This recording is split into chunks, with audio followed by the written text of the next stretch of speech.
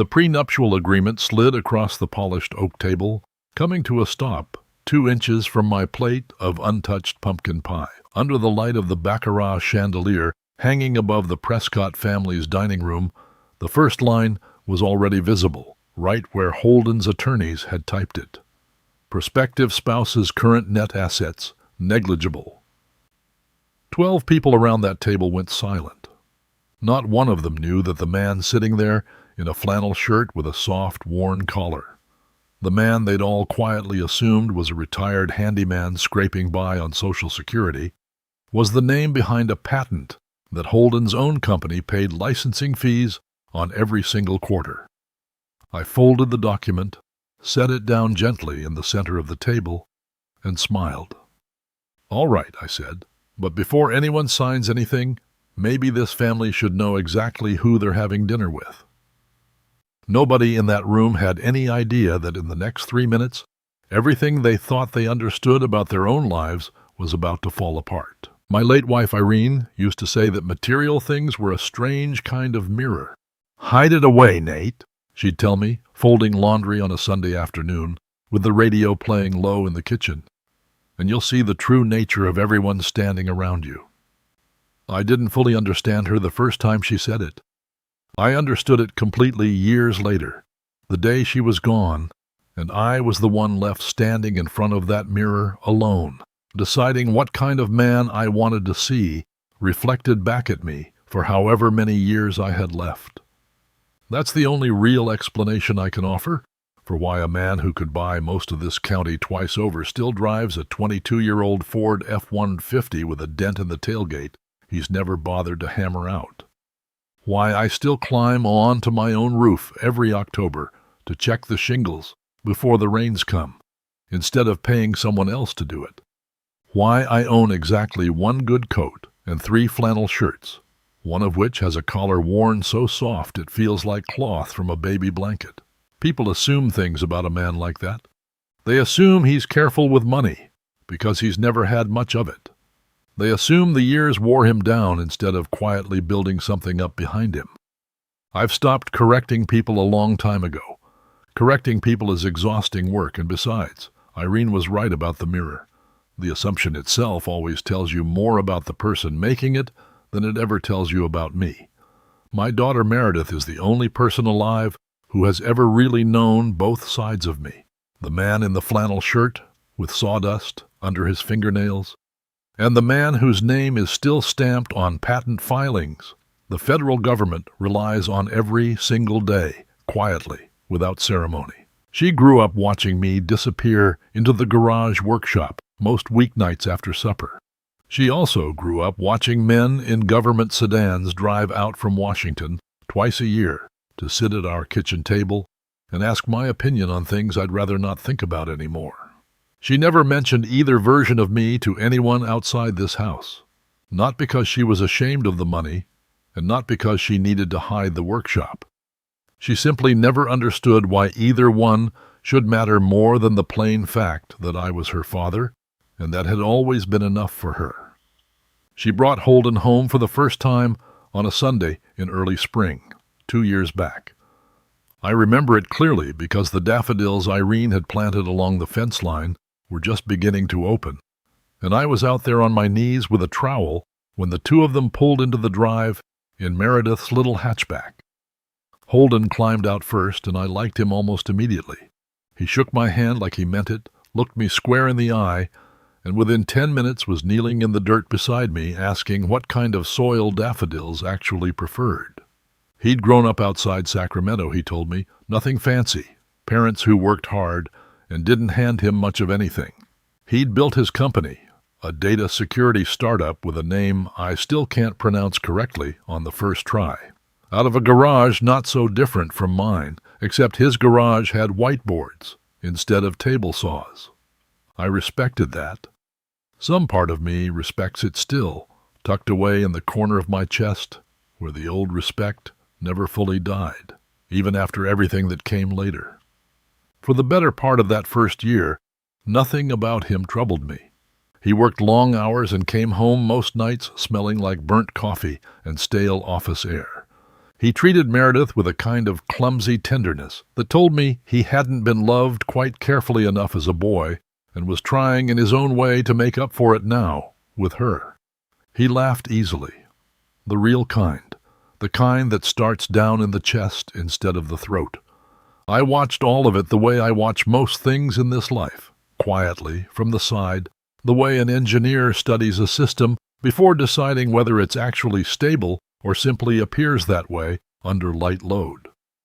Then the company closed its Series B round, and something in Holden began, slowly, to shift. It didn't happen overnight. Nothing that dramatic ever announces itself in one clean, visible moment. It happened in inches. The first inch came at a steakhouse in the city, where the wait for our table ran 15 minutes past the reservation, and Holden made certain the hostess understood, in a voice pitched just loud enough for two neighboring tables to catch, that his time was not infinitely elastic.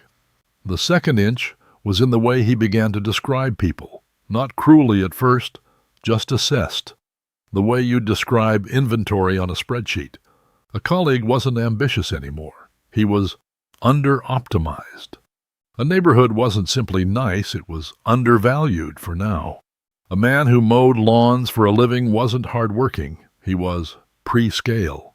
By the time he was seated at my own kitchen table, eating the pot roast I'd made from Irene's recipe card, he had begun applying that same clipped vocabulary to me. "Nate, I gotta ask you something," he said one evening, leaning back in his chair with the particular ease of a man who has never once doubted that the room already belonged to him. "Doesn't it ever bother you? Working with your hands your whole life, and having—" He gestured not unkindly at the kitchen, at the house, at the whole modest shape of my existence. "This, at your age. I respect the hustle, don't get me wrong, but there's no exit here, no liquidity event. You're just maintaining." I told him I happened to like maintaining things. He laughed like I'd made a joke on purpose. Meredith caught the shift faster than I let on I had, or maybe she'd simply been catching it longer and had finally run out of patience for staying quiet about it. I heard the two of them arguing once through the thin wall between the kitchen and the mudroom, her voice low and urgent, his smooth and certain, in the particular register of a man who has learned that confidence is usually mistaken for correctness. "You can't talk about my dad like he's a line item on a balance sheet," she said. "I'm not," he answered. "I'm just trying to help you see things a little more clearly. Somebody should have taught you this a long time ago." She didn't have a ready answer for that. Or she had one and swallowed it, the way people do when they love someone and are still hoping the earlier, better version of him is somewhere underneath, waiting to be patient enough to find again. I never said a word about any of it, not once. Not because I was afraid of him. A man doesn't spend 40 years designing systems that hold satellites in stable orbit and come away afraid of a 32-year-old fresh off a term sheet, but because arguing with Holden about who I truly was would have required explaining who I actually was, and I wasn't ready yet to hand that over. Irene's mirror only works if you keep it covered, so I stayed covered. I nodded along politely while he explained optimization to me at my own table, in my own house, using words I'd been living the substance of since before he was born. I wore the same coat I always wore. I let him believe, since he so clearly wanted to believe it, that he already understood exactly what kind of man he was dealing with. When the invitation arrived for Thanksgiving at his parents' estate in Napa Valley, I nearly said no. I've never had much use for command performances, and something in my gut told me a dinner at the Prescott house would be precisely that. But Meredith asked me with her mother's eyes, Irene's eyes exactly, patient and just barely pleading, and I found I couldn't refuse her. And underneath my reluctance, if I'm honest with myself, there was something else stirring too. Curiosity. Not about the house itself, or the wine cellar Holden had already described to me twice in loving detail, but about the family that had raised a boy capable of real kindness and was now, apparently, unraising him one valuation at a time. I wanted to see for myself what soil that came from. I wanted to know, before my only daughter married into it, exactly what ground she'd be standing on. So I told Meredith yes, I'd be there. And that night, after she'd driven home, I walked out to the garage and took my good coat down off its hook, and I studied it a long while before hanging it back up and reaching instead for the flannel shirt with the soft, worn collar. If I was going to learn anything true about the Prescott family, I was going to need to give them every possible reason to underestimate me first. The drive up to Napa Valley took just under 2 hours, and I spent most of it with the window cracked, watching the hills roll past in that particular gold and green they turn in late November. Vineyard rows combed into the earth in perfect parallel lines, like something drafted rather than grown. Meredith rode beside me in the truck instead of going up separately with Holden, which told me more than she probably meant it to. She wore a green wool dress and her mother's pearl earrings, and twice on the drive she reached over and straightened the collar of my flannel shirt, as though she believed she could smooth the whole day into going better simply by smoothing the fabric first. We turned off the main road onto a private drive lined with olive trees, and the house came into view the way certain places only come into view once. You don't forget the first sight of somewhere built entirely to announce itself. Stone and glass, a fountain in the turnaround, landscaping so precise it looked drawn with a ruler, the kind of grounds that cost more to maintain each month than most families pay on a mortgage. I pulled the truck in among the parked cars, and that was the first small collision of the day. My old Ford, mud still crusted along the wheel wells from the last rain, rolled to a stop between a silver Porsche 911 and a Mercedes G-Wagon, so clean it looked as though it had been unwrapped that same morning. Meredith didn't say anything. I didn't either. I simply cut the engine and let the quiet sit there a second before we climbed down into it. Holden met us at the door in a cashmere sweater the color of wet sand, and behind him stood his mother, Adele Prescott, who greeted me with a smile so precisely calibrated that it took me a moment to recognize it as performance rather than warmth. "Mr. Calloway," she said, taking both my hands in hers as though we were old friends being reunited after years apart. "We've heard so much about you." She smelled of expensive perfume and looked me over once, quickly, the way you might size up a piece of second-hand furniture you weren't sure would match the room. "Please, come in, come in. I do hope the drive wasn't too hard on that truck of yours." The inside of the house was exactly what the outside promised.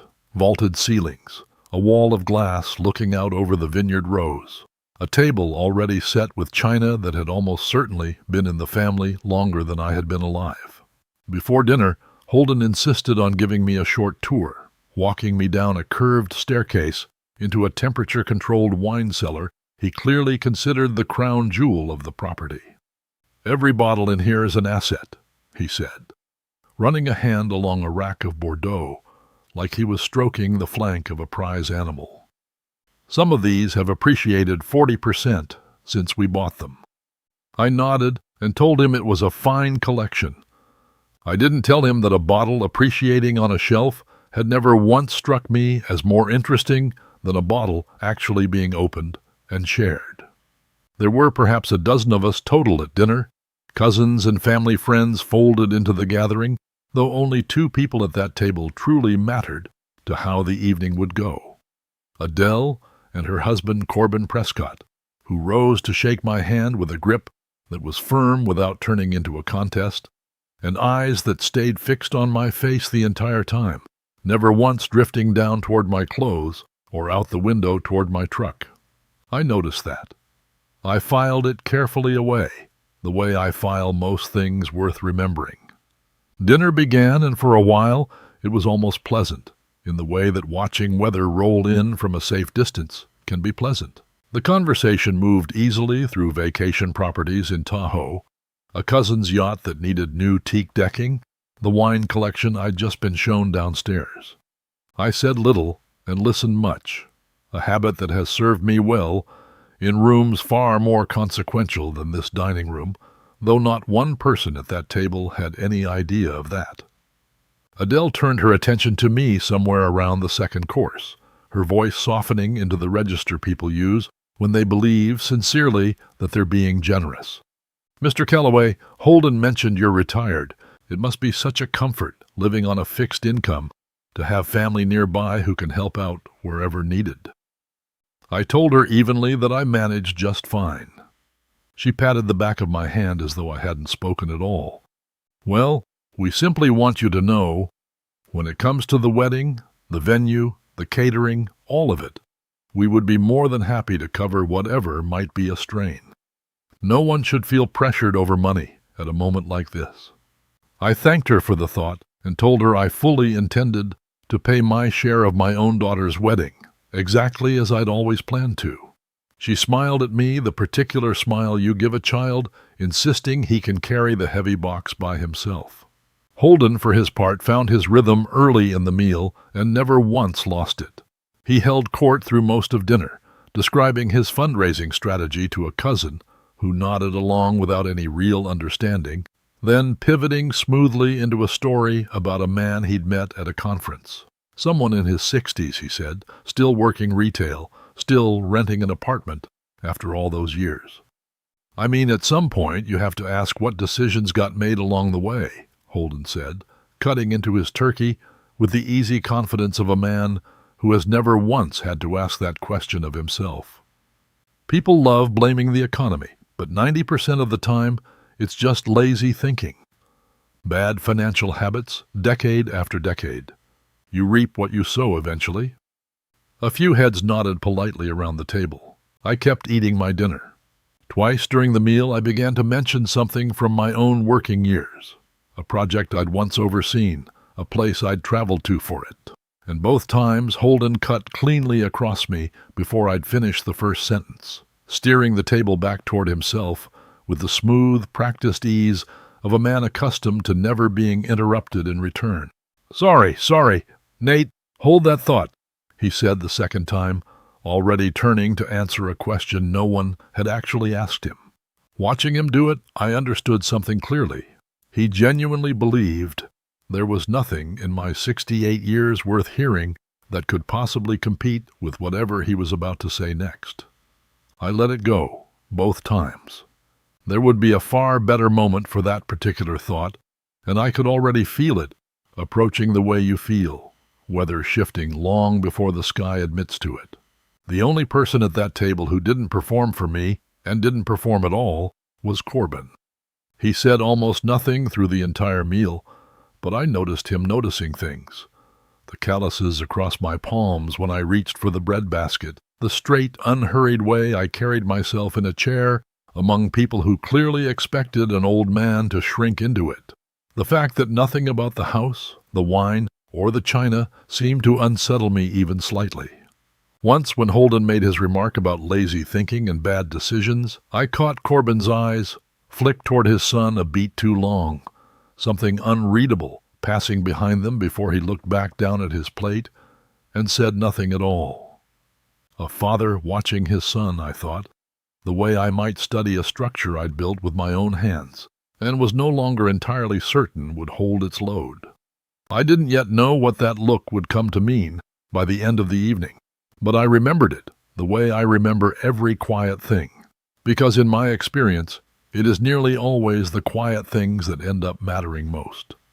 By the time the plates were cleared and the pumpkin pie was carried out on a silver tray, the table had settled into the particular lull that arrives after a long meal when conversation slows and people begin checking watches without quite meaning to. Meredith reached under the table and found my hand, gave it a small squeeze, and mouthed the words almost done at me like a woman silently counting down the final minutes of a very long flight. I squeezed back and told her, without needing any words for it, that I was in absolutely no hurry at all. Whatever this family still had left to show me before the night was over, I intended to see every last piece of it, down to the very bottom of the glass. The pumpkin pie had barely been set down in front of me when Holden reached inside his sweater into the breast pocket of the collared shirt underneath it and produced a thick, cream-colored envelope. He did it with the particular flourish of a man who has rehearsed a moment in front of a mirror and is now finally getting to perform it for a live audience. He set the envelope on the table between us, squared it neatly with 2 fingers as though lining up a slide in a pitch deck, and folded his hands on top of it like a man closing a deal he considered already won. "I think it makes sense to get this settled before the wedding," he said, glancing around the table to make sure everyone was watching, which by then everyone was. Forks had stopped moving. Even the cousin who'd spent the meal describing his yacht's decking had gone quiet, sensing the way people at a table always sense, that the real entertainment of the evening had just arrived. My legal team put together a premarital agreement. Standard stuff, nothing personal. It just protects the company, protects the assets, keeps everything clean for both of us going forward. Meredith went very still beside me. I felt it before I saw it. The particular kind of stillness, that comes from someone bracing for a conversation they'd hoped wouldn't happen in front of an audience. "Holden," she said quietly, a warning threaded through the words. "I thought we agreed we'd go over this privately, just the 2 of us." I know, he said, waving a hand as though swatting away a minor technicality. "But everyone's here. Your dad's here. I figured, why not just handle it now? Get it out of the way. No secrets. Families should be transparent about this stuff." He said it warmly, generously even, the way a man says something he genuinely believes is a gift he's handing out rather than a blade he's setting on the table between 2 people who love each other. I picked up the envelope. It had real weight to it, the kind of weight that comes from a law firm charging by the hour and not wanting to look thin for the fee. I opened it slowly, unhurried the way I open most things in this life, and slid the papers out onto the tablecloth beside my untouched pie. "Take your time," Holden said, and I could hear underneath the generosity the confidence of a man who has never once doubted that the document in front of him could survive close scrutiny from anyone. I did take my time. I read through the first several pages in silence while the table waited, the fire in the stone hearth behind me popping once, loudly, in the quiet. Most of what I found was exactly what he'd promised.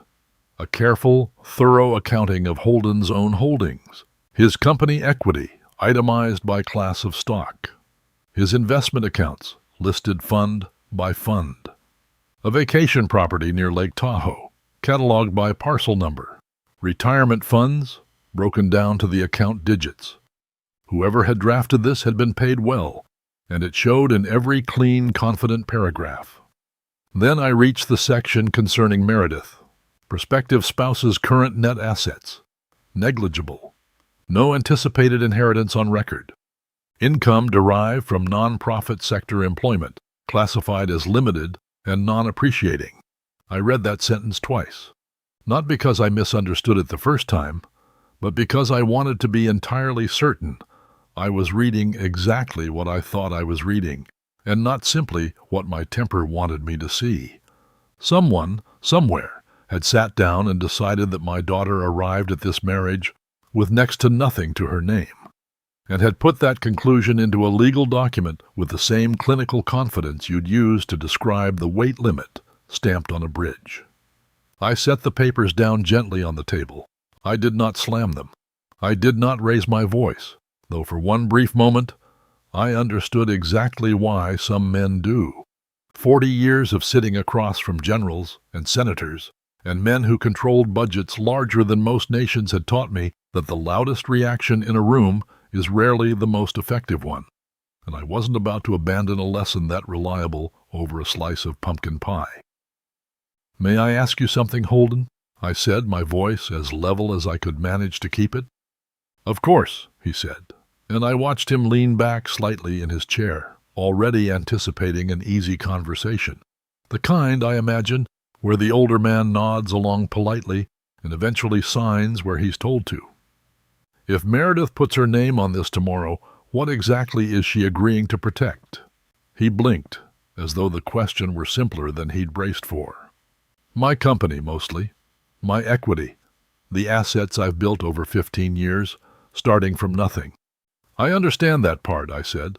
I read it clearly, twice. What I'm asking is what she's protecting, not what you're protecting from her. What's being protected on her side of the page. I tapped the paragraph in front of me. Because as far as this document is concerned, there's nothing there to protect. According to your attorneys, my daughter is walking into this marriage with essentially nothing at all. That's, he started, then stopped, then tried again, a little less smoothly this time. That's basically accurate, isn't it? I mean, no offense, Nate, but Meredith works for a non-profit. You're retired. I'm not trying to be unkind. I'm just working off the numbers we actually have available to us. The numbers you have, I repeated. Adele leaned in, her voice gentle, conciliatory, the voice of a peacemaker who has never once had to make peace between anything more serious than a seating chart. We're only trying to be practical, Mr. Calloway. No one at this table means any disrespect toward Meredith or toward you. I don't doubt for a second that you believe that, I said, and I meant it honestly. I genuinely didn't think Holden had drafted this document out of cruelty. That, in its own way, would almost have been simpler to forgive. What sat in front of me instead was something quieter and far more damning.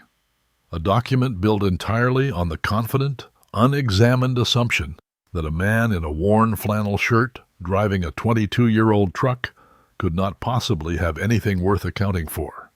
Not malice, just a complete failure of imagination, dressed up carefully in legal language and billed at $400 an hour. Meredith spoke up beside me then, her voice tighter now, aimed at Holden rather than at me. You never once asked me what my dad has. You just decided. You decided the same way you decide everything now. Fast and out loud in front of other people, so nobody has any room left to correct you.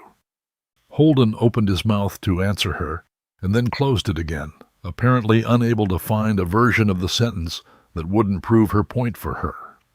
Across the table, I noticed Corbin set down his fork entirely and fold his hands, watching the exchange the way a man watches a bridge he suspects has been misrated for its load, waiting to see exactly where the first crack would show. He said nothing, but he was no longer merely present at that table. He was paying attention in a way he hadn't allowed himself all evening. This contract isn't wrong on the law, I said, setting my palm flat against the stack of papers.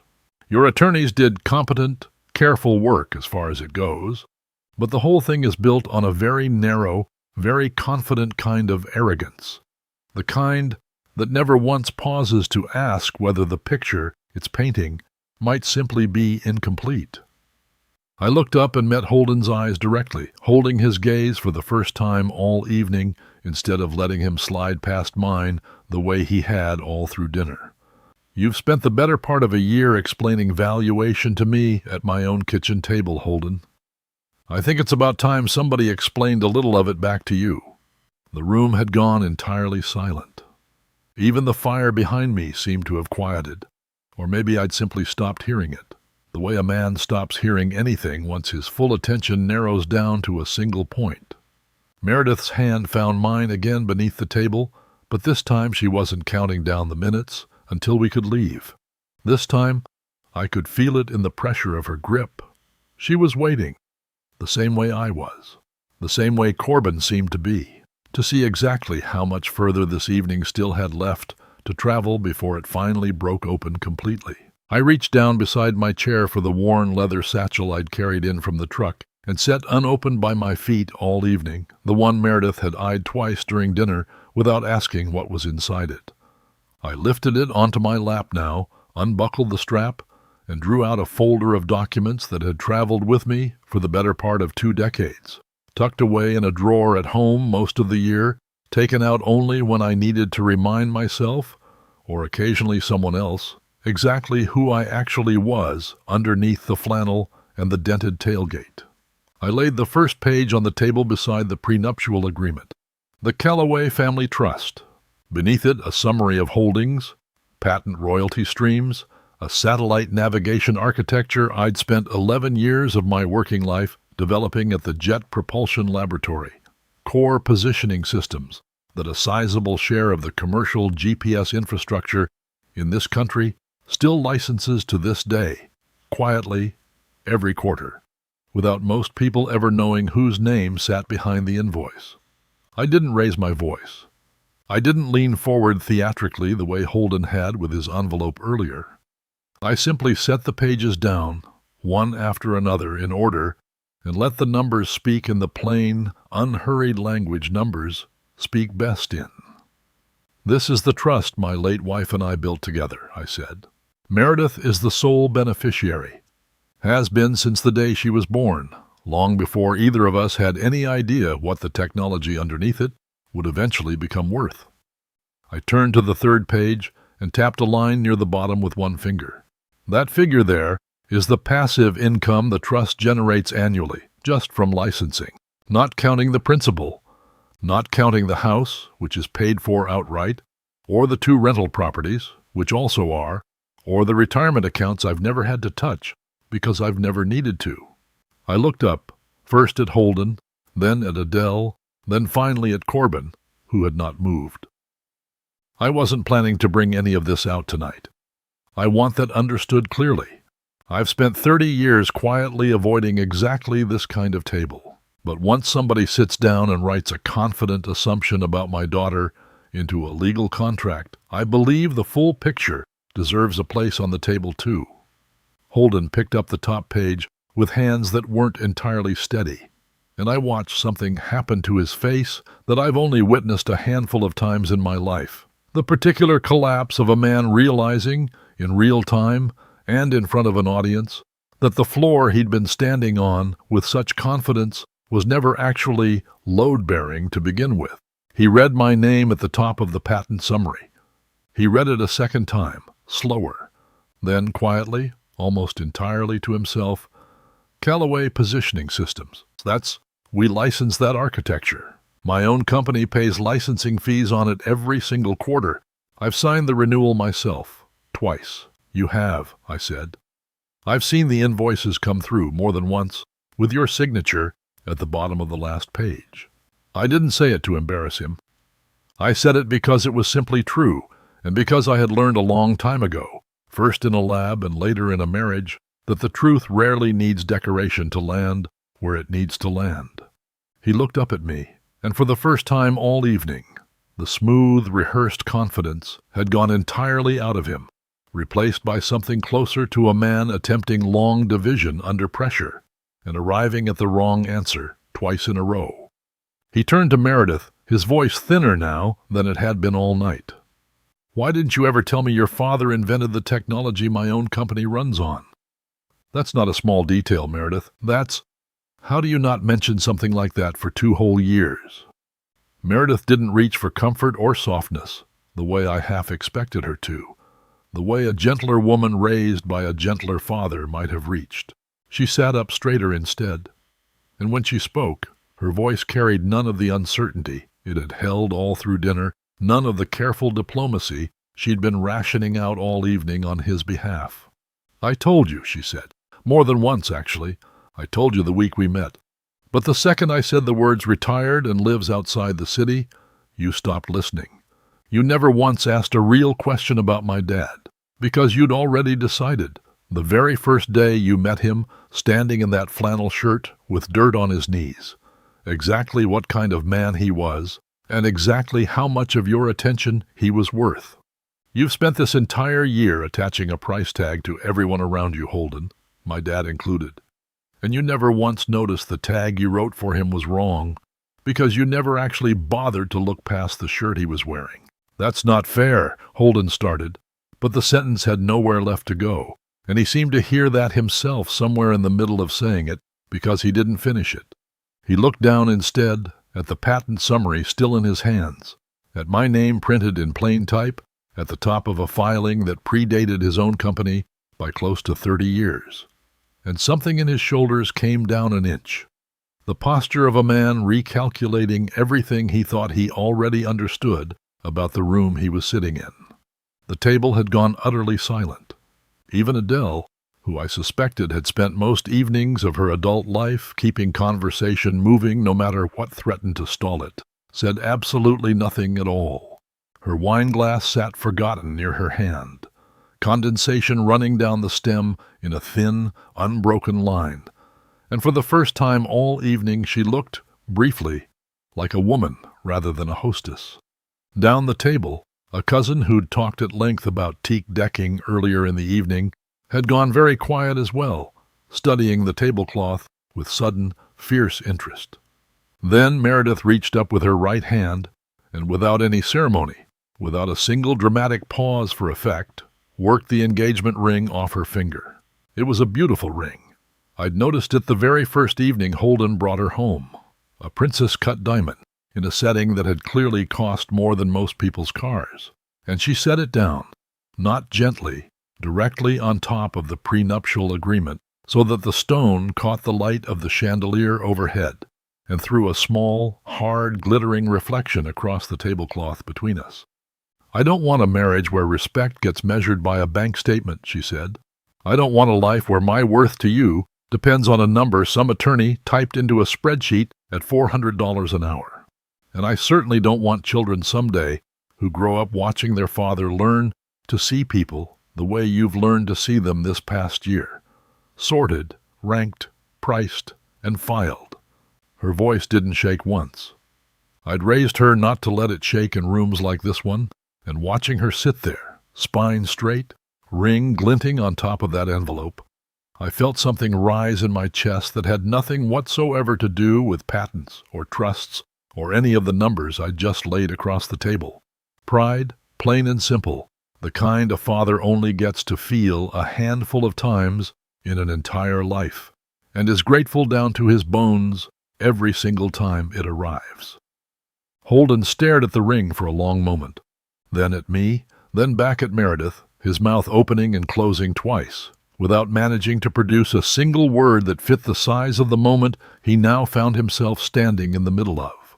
Beside him, Corbin still had not touched his coffee.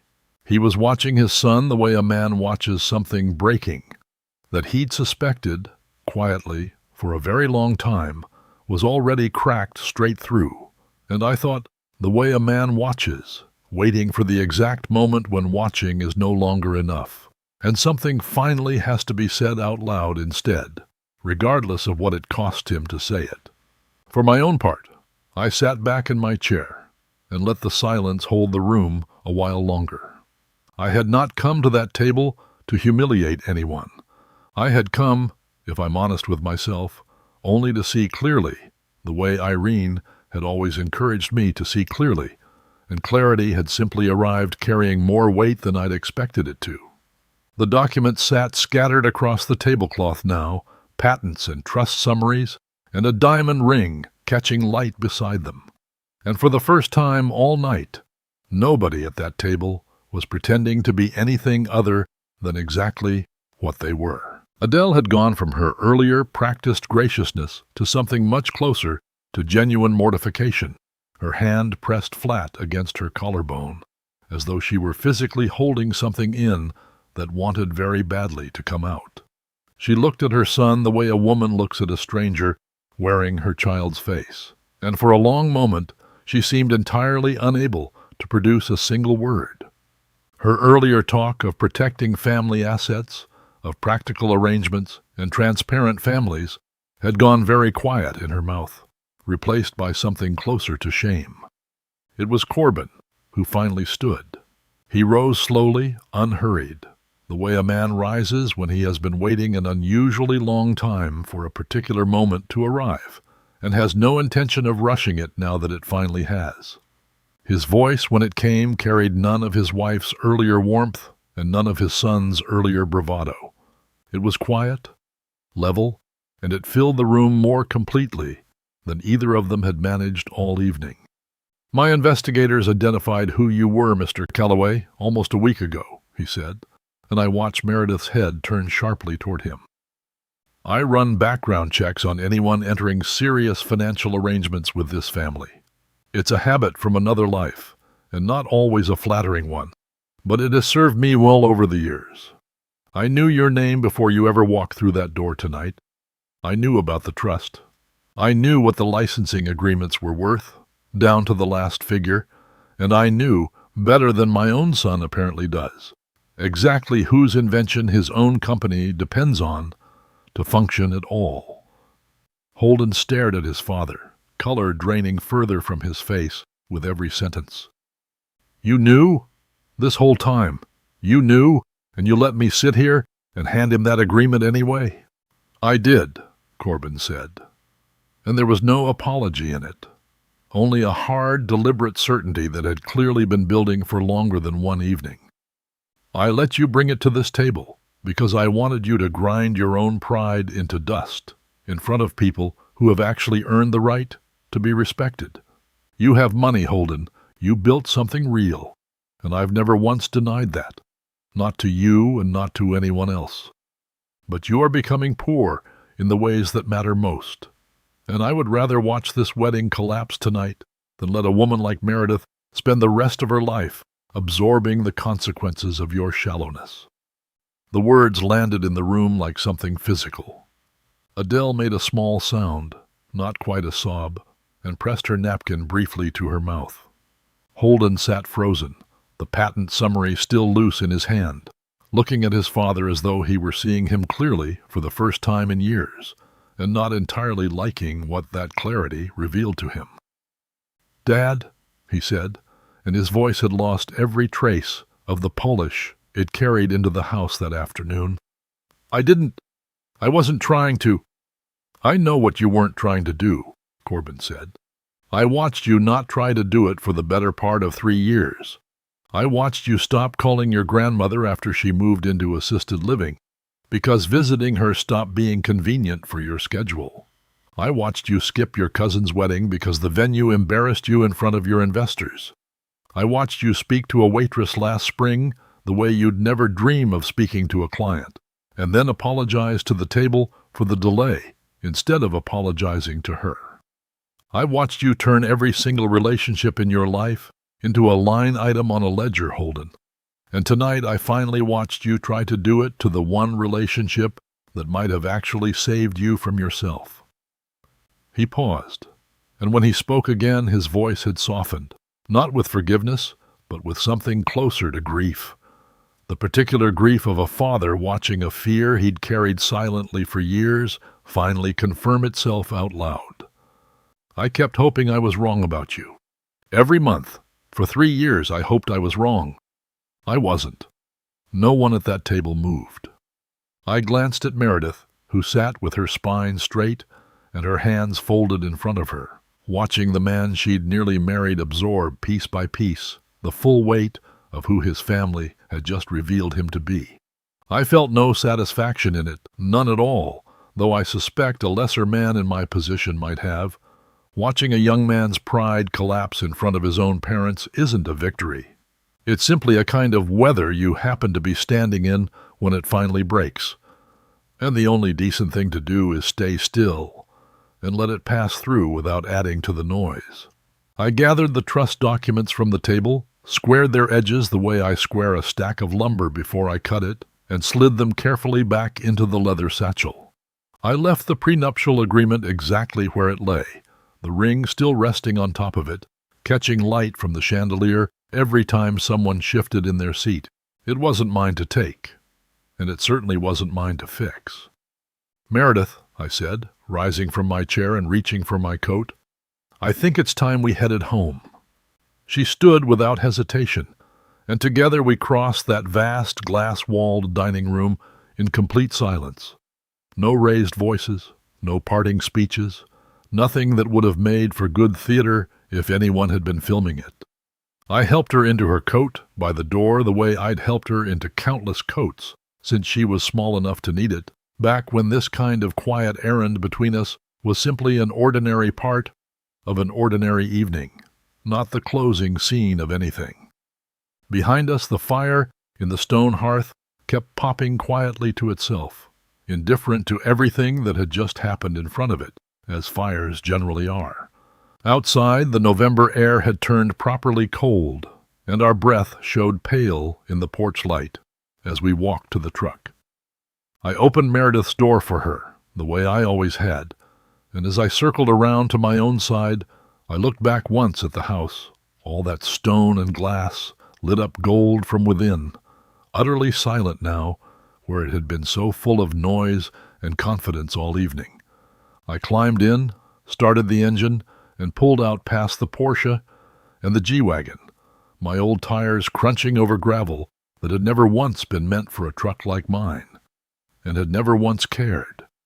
Neither of us spoke until we'd cleared the vineyard rows and turned back onto the main road, the valley dark and quiet on either side of us, the Prescott house shrinking to a single warm point of light in the rear-view mirror before it disappeared behind a hill entirely, as though the whole evening had simply been switched off behind us. "I'm sorry, Dad," Meredith said finally, staring straight ahead through the windshield, her voice smaller than I'd heard it in years. "You have absolutely nothing to be sorry for," I told her, and meant every word of it. She didn't answer right away. When she finally spoke again, her voice was quiet, steady, and entirely her own again. "I think I finally understand what Mom used to say. About the mirror. I always thought it was just something people said. I didn't understand it could actually be that specific, that precise." I reached over and found her hand in the dark, the way I had 100 times, since she was a girl, small enough to ride in a booster seat on this very bench, and didn't say anything else the rest of the drive home. Some silences don't need filling. That one, I think, was the truest conversation the two of us had all night, truer than anything said out loud at that long table full of china and candlelight and quiet, confident assumptions. Somewhere past the last of the vineyards, the porch light of a farmhouse flickered by the road, and I found myself thinking of Irene, of the cedar chest at home, and the particular way she used to fold laundry with the radio on low, as though nothing in the world required urgency if you simply gave it time. She would have liked how Meredith handled herself back there, I thought. She would have liked it more than any of the trust documents now resting quietly in the satchel between us on the seat, more than any figure printed on any page. What mattered had never been the number. It had only ever been what a person did once the number was finally visible to everyone in the room. And my daughter, I understood now, had passed a test I hadn't even fully realized I'd been hoping she would face. The weeks after Thanksgiving passed in a kind of quiet that felt earned rather than empty. Meredith stayed with me for the first few nights, sleeping in her old room down the hall, and neither of us talked much about what had happened at the Prescott house, not because we were avoiding it, but because there wasn't much left to say that the silence in the truck hadn't already said better on the drive home. Holden reached out to her exactly once that first week, a short, careful text asking if they could talk. She didn't answer it right away, and I never asked her to, one way or the other. That wasn't my decision to weigh in on, and I'd learned a long time ago that the fastest way to poison a young person's judgment is to hand them your own opinion before they've had the chance to form theirs. I made her coffee in the mornings, fixed the loose hinge on her old bedroom door because it had been squeaking since she was 14, and I'd never gotten around to it, and otherwise let her sit with the whole business at her own pace, which is, I've found, the only pace that ever actually sticks. What I heard about Holden in the months that followed came mostly second-hand, filtered through Meredith, who heard it herself through mutual friends, and eventually through Corbin directly, in a handful of quiet phone calls the two men started having that neither of them fully explained to me. Holden stepped down as day-to-day CEO of his company within a month of that dinner, handing the operational reins to his co-founder and taking, in his own words to Meredith, time to figure out who I actually became. He sold the vacation condo near Lake Tahoe. He traded the car he'd been so proud of for something considerably more modest. None of it on its own impressed me particularly. Grand gestures are cheap. Selling a car is the kind of thing a man does in a single afternoon, out of guilt, and then tells the story about for years afterward, as though the afternoon had cost him something real. What impressed me slowly over the following months was smaller than that, and far harder to fake.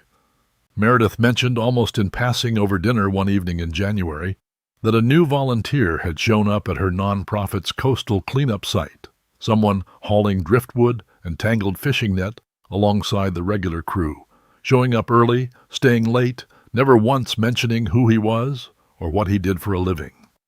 It took her nearly 3 weeks to realize the volunteer was Holden. He hadn't told anyone. He hadn't posted about it anywhere online, hadn't mentioned it to a single person who might repeat it back to her. He simply came most Saturdays in old jeans and work gloves and did the unglamorous, physically exhausting work of pulling trash out of tide pools alongside 20-year-old interns who had no idea he'd ever run a company worth 9 figures, let alone that he'd once sat across a dinner table from her father with a prenuptial agreement in his hand. "He asked me not to make it a thing," Meredith told me, turning her coffee mug slowly on the table between us. "He said he wasn't doing it to be forgiven. He said he was doing it because he finally understood he'd spent 3 years only ever showing up where people could see him do it, and he wanted to know what it felt like to show up somewhere they couldn't." I didn't say much in response. I filed it away the way I file most things, and I waited to see whether the pattern held or whether it would quietly dissolve the way most New Year's resolutions do, somewhere around the 3rd or 4th month. It held through February and through March and into a wet, gray April. Holden started calling his grandmother again, every Sunday, without fail, according to Meredith, who heard it from Adele, who told her with something close to wonder in her voice, as though the habit itself were a kind of small miracle rather than the bare minimum a grandson owed. He learned the name of a waitress at a restaurant he used to visit often, Rosalind, an older woman who'd worked the same shift there for over a decade, and began greeting her by name before she could greet him, asking about her grandchildren, leaving a tip that had nothing showy about it, simply generous in the plain, unremarked way generosity is supposed to be, the kind nobody photographs and posts anywhere. Then, on a gray Sunday afternoon in early May, he showed up at my house unannounced, driving a truck considerably more modest than the one he'd traded in, dressed in work clothes that already had a season's worth of honest wear built into them. He found me in the side yard, wrestling with a section of fence that had finally given up after Irene and I put it in ourselves 20-some years earlier, the rot having worked its way through 2 of the posts over the last several winters. He didn't ask permission. He simply rolled up his sleeves, picked up the second shovel leaning against the shed, and started digging out the old post beside me without a word.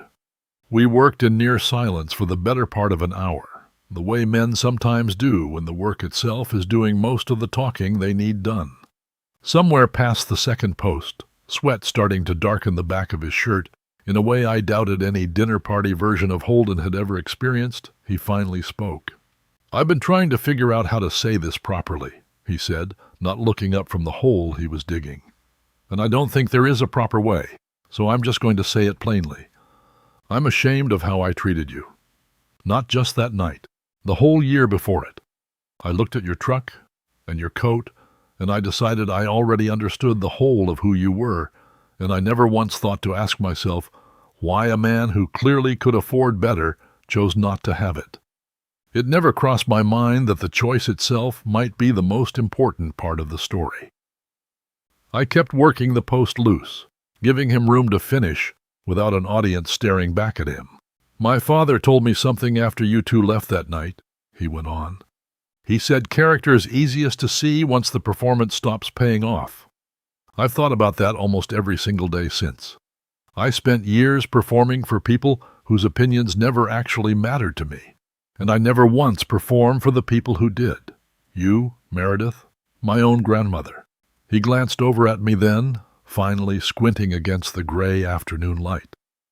"I don't expect you to trust any of this yet. I wouldn't in your position. I just wanted you to see it, instead of hear about it secondhand from Meredith or from my father." I set down my shovel and looked at him for a long moment.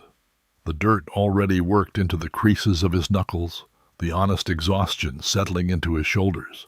None of it performed for an audience of 20-year-old interns or grieving veterans or anyone else who might be watching and admiring. Just a man alone with an old man and a broken fence, doing the unglamorous work of trying to become someone worth trusting again. Money, I told him, will end up belonging to somebody else eventually.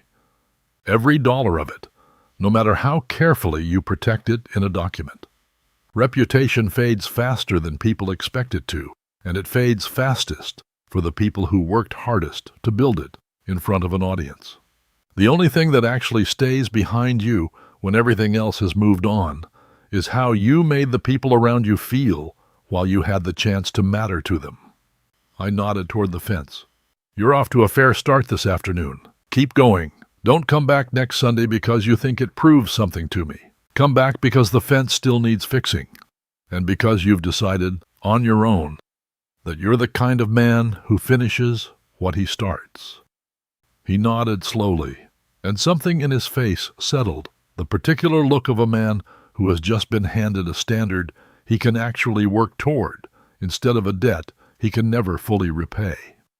We finished the third post together before the light gave out, and he came back the following Sunday, and the one after that, through most of that summer, until the fence Irene and I had built decades earlier stood straighter than it had in years.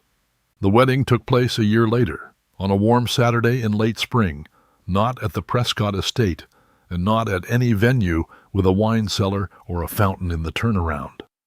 Meredith chose a modest farmhouse near the coast, close enough to hear the surf if the wind shifted right, with folding chairs on the grass and string lights instead of chandeliers. I wore my good coat that day, the one I'd nearly worn to the Prescott house all those months before, though I kept the old flannel shirt folded in the truck just in case I needed reminding, partway through the ceremony, of exactly where all of this had started. Just before the vows, Holden crossed the grass to find me, and without much ceremony, he handed me a folded document. I opened it, half expecting, out of old habit, another envelope with something to prove inside it.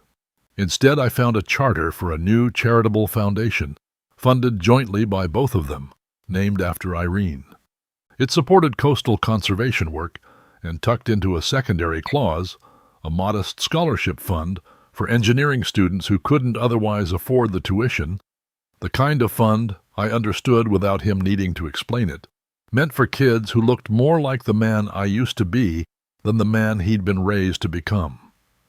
I wanted you to see it before the ceremony, he said, not after. I didn't want it to look like a gesture I made once the day was already won, the way I might have handled things a year ago. I folded the document carefully and shook his hand, and for the first time since I'd met him, I felt no need to file anything away, no quiet skepticism sitting behind my politeness. Whatever he had become over the past year, he had become it slowly, in the unglamorous places nobody was watching, and that, in the end, is the only kind of change I've ever fully trusted. Real wealth, I've come to believe, was never the trust, or the patents, or the passive income that arrives quietly every quarter without my ever having to lift a finger for it. Real wealth was standing on that grass in the late afternoon light, watching my daughter marry a man who had finally learned the hard way what my late wife had been trying to teach the rest of us all along, that the truest measure of anyone is never what they're able to keep, but what they're finally willing, freely and without an audience watching, to give away. Later that evening, after the toasts had finished and the string lights had come fully on against the darkening sky, I found myself standing near the water with a glass of something I didn't much care to identify, watching Meredith laugh at something her new husband had said, her whole face open in a way I hadn't seen since before Irene passed. I thought about the envelope that had started all of it, the weight of it sliding across that polished table, the quiet certainty in Holden's face as he'd set it down. I thought about how easily that single evening could have gone differently, how easily pride, on either side of that table, could have hardened instead of breaking open. It hadn't. And standing there, coat collar turned up against the sea air, I found myself grateful. In a way I rarely allow myself to feel grateful, for the particular kind of luck that lets a family survive its own worst evening and come out the other side of it closer than it started.